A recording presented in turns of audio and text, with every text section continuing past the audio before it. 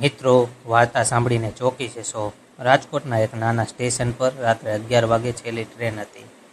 Station લગભગ ખાલી હતું. પવનનો અવાજ અને દૂરથી આવતી ટ્રેનની સીટી સિવાય કંઈ જ નહોતું.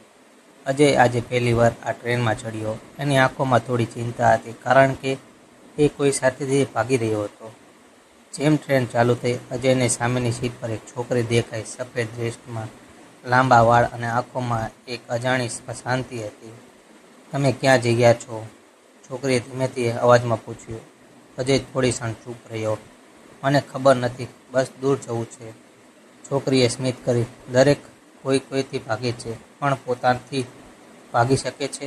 આ વાત અજયના દિલમાં ઘૂસી ગઈ.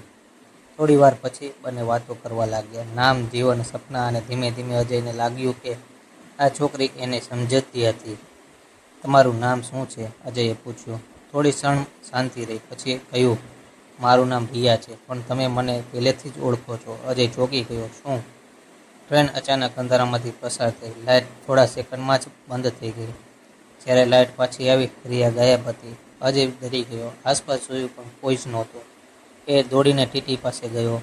"સાહેબ, મારી સામે એક છોકરી બેસી હતી, તે ક્યાં ગઈ?" ટીટીએ અચાનક આશ્ચર્યથી જોયું. "આ ડબ્બામાં તો તમે એકલા જ ચડ્યા હતા."